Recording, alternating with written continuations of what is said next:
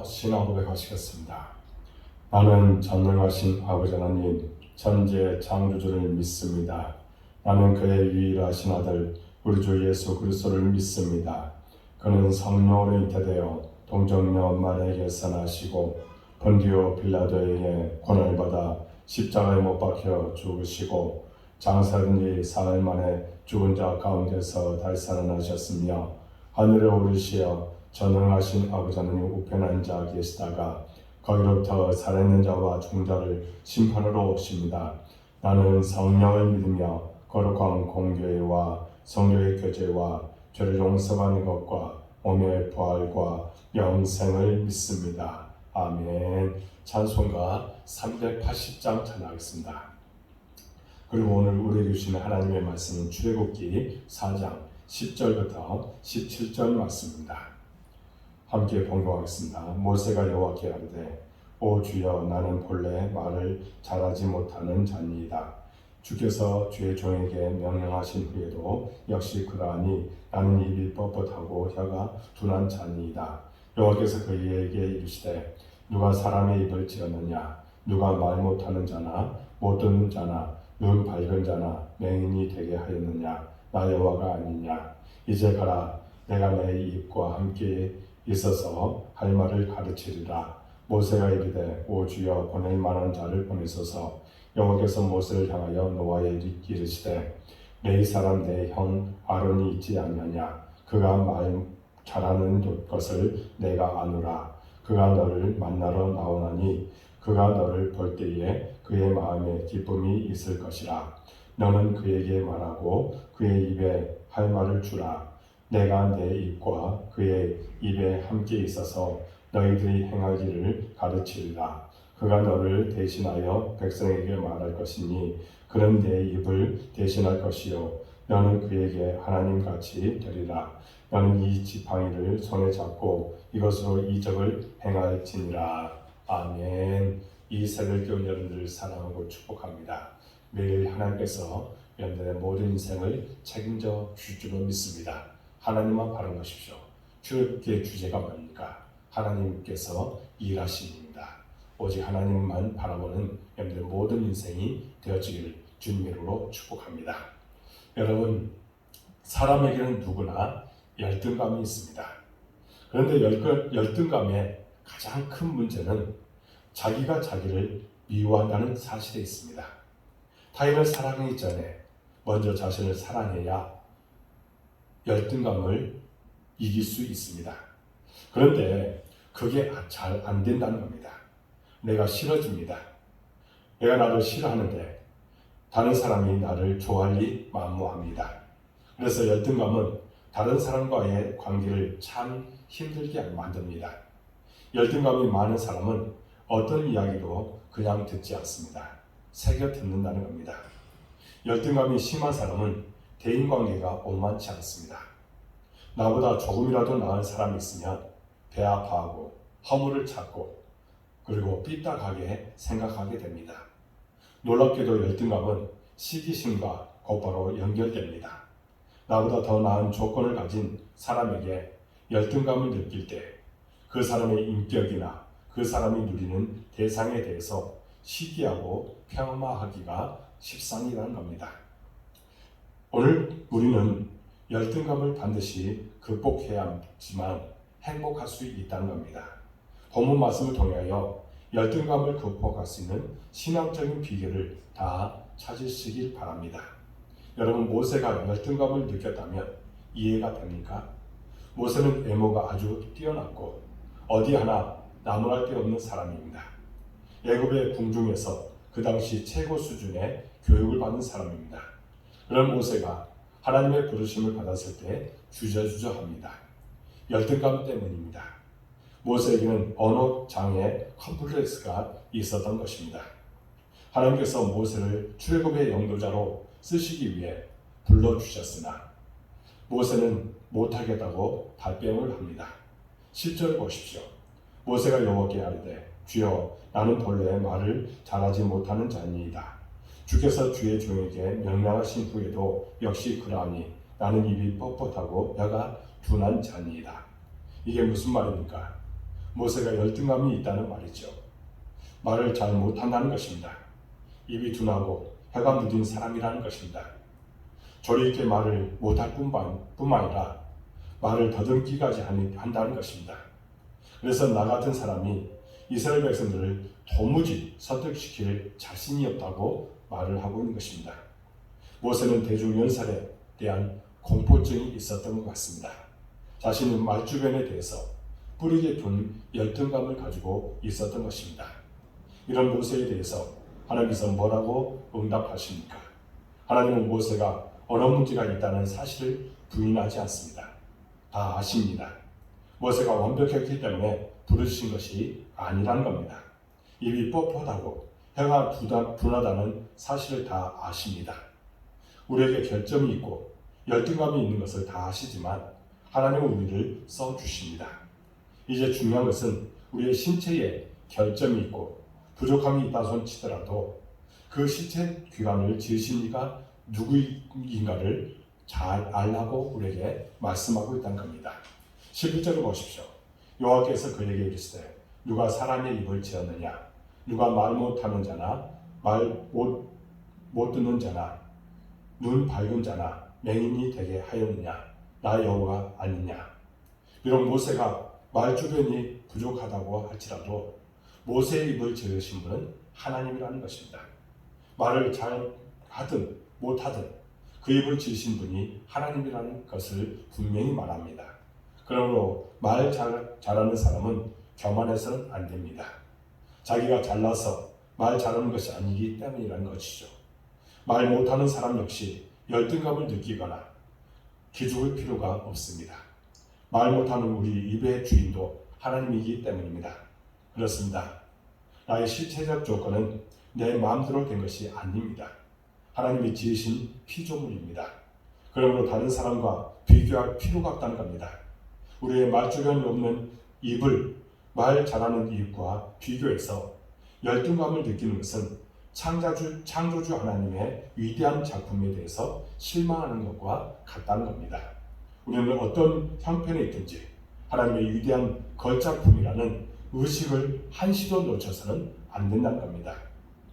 우리의 애모나 천성에 대해서 불평하는 것은 창조주 하나님의 위대한 작품에 대해서 불평하는 것과 같다는 겁니다. 이와 같이 모세의 말 못하는 입을 지으신 분이 하나님이라는 사실을 말씀하신 뒤에 이제 12절은 계속해서 이렇게 말합니다. 이제 가라. 내가 내 입과 함께 있어서 할 말을 가르치리라. 대단히 중요한 말씀입니다. 비록 모세의 입이 뻣뻣하고 혀가 둔해서 말주변이 없다고 할지라도 하나님의 그 입을 지으셨으니 책임져 주시겠다고 말씀하고 있는 것입니다. 하나님은 모세의 약점을 다 아십니다. 그러나 그 약점 한가운데 하나님께서 모세와 동행하시겠다고 또한 약속하고 있는 것입니다.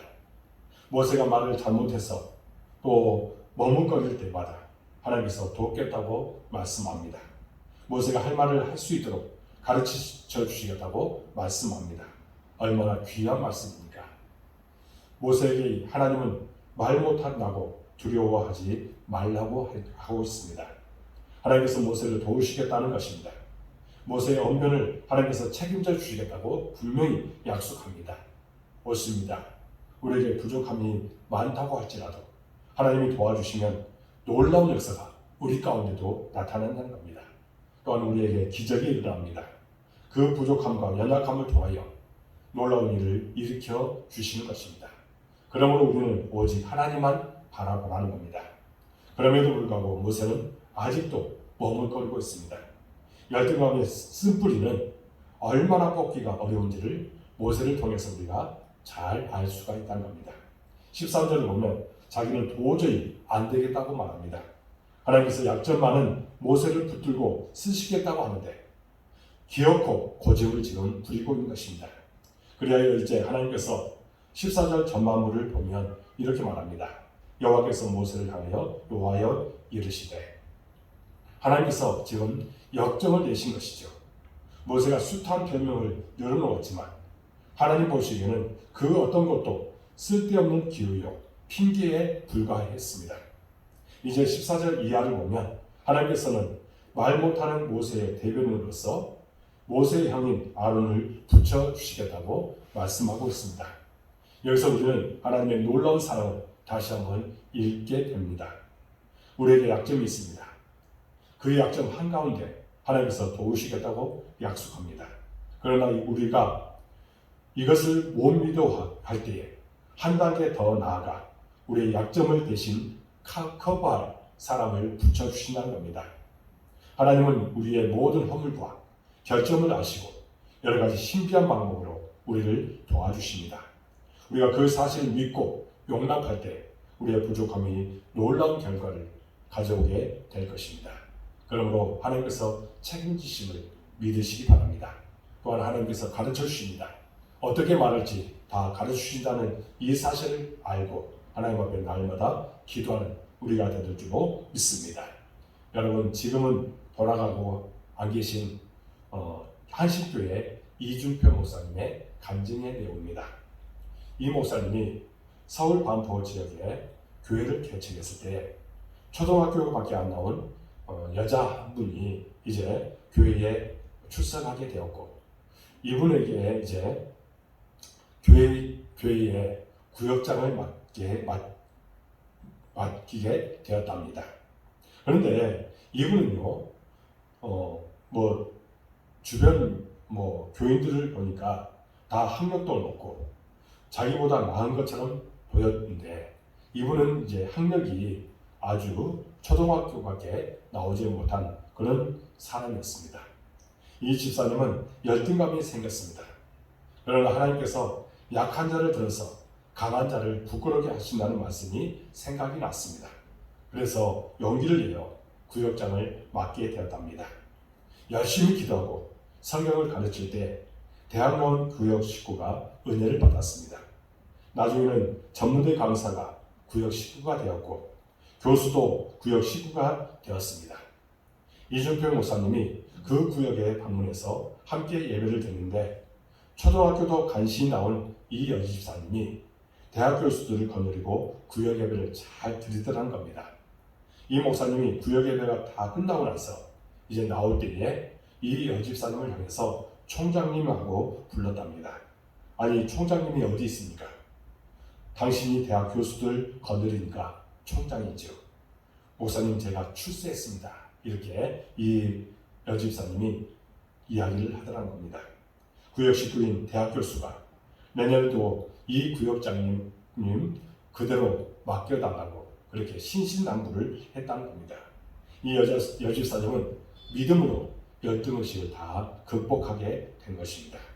하나님 안에서 높고 낮은 이가 없습니다. 재주 많고 적은 이가 차이가 없습니다. 가문이 좋고 나쁨이 아무것도 아닙니다. 우리 모두를 지으신 분이 하나님이시기 때문입니다. 우리 외모나 또 가문이나 학력에 약간의 부족함이 있다고 할지라도 더욱더 창조주 하나님을 의지하면 하나님께서 도와주십니다. 약점이 바뀌어 장점이 될 것입니다. 여러분, 남보기의 외모도 시원찮고 가문도 별로고 배운 것도 없는 사람이 창조주 하나님만 의지하면 놀라운 역사가 일어나는 법입니다. 고린도전서 1장 27절에서 29절은 이렇게 말합니다. 그러나 하나님께서 세상에 미련한 것들을 택하사 지혜인 자들을 부끄럽게 하려 하시고 세상에 약한 것들을 택하사 강한 것들을 부끄럽게 하려 하시며 하나님께서 세상에 천한 것들과 멸시 받는 것들과 없는 것들을 택하사 있는 것들을 폐하려 하시나니 이는 아무 육체도 하나님 앞에서 자랑하지 못하게 하려 하심이라 했습니다. 그렇습니다. 여러분은 창조주 하나님의 위대한 걸작품입니다. 그러므로 여러분의 외모나 처지를 다른 사람과 비교하지 마십시오. 여러분 한 사람 한 사람은 천하와도 바꿀 수 없는 귀한 분입니다. 이제 열등감을 극복하고 자신감을 갖고 주의 삶을 잘 감당하여 주님으로부터 날마다 칭찬 듣는 여러분의 모든 인생이 되어지기를 주님의 이름으로 축복합니다. 기도하겠습니다. 하나님 아버지 감사합니다. 우리에게는 열등감이 있습니다. 그럼에도 불구하고 하나님은 우리를 쓰시고자 불러 세워 주셨습니다. 이런 모든 것들을 다 극복하고 오직 하나님 안에서 약한 것들을 들어서 강한 사람들을 부끄럽게 하신다는 이 진리의 말씀을 우리 마음에 새기고 언제나 승리하며 나가도록 인도하여 주옵소서. 주님께서 맡겨주신 사역을 잘 감당하여 주의 거룩하신 뜻을 나타내도록 도와주옵소서. 모세에게는 약점도 많았습니다. 또 컴플렉스가 있었습니다.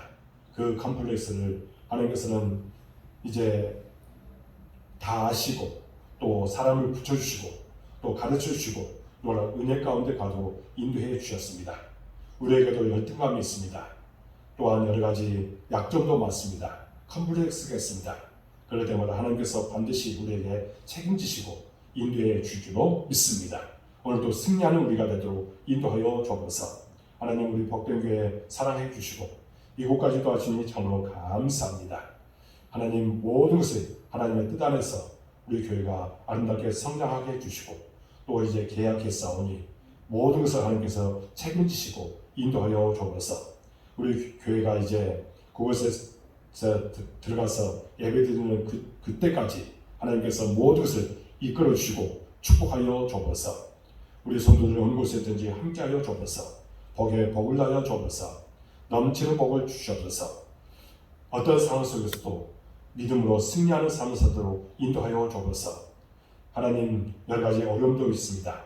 그 어려움들을 잘 극복해 나가고 언제나 하나님 안에서 복되게 살아가며 많은 사람에게 예수님을 전하는 사명을 잘 감당하여 주옵소서. 우리 교회가 정말 이를 위해서 하나 되어 모두가 주의 거룩하신 뜻을 이루도록 하나님께서 지혜와 영찰함을 허락하여 주옵소서. 특별히 아버지 하나님 그들에게 사업에 직장에 가정에 놀라운 은혜와 복이 넘치게 하여 주옵소서. 우리 자녀들이 땅에서 잘되게 하여 주옵소서.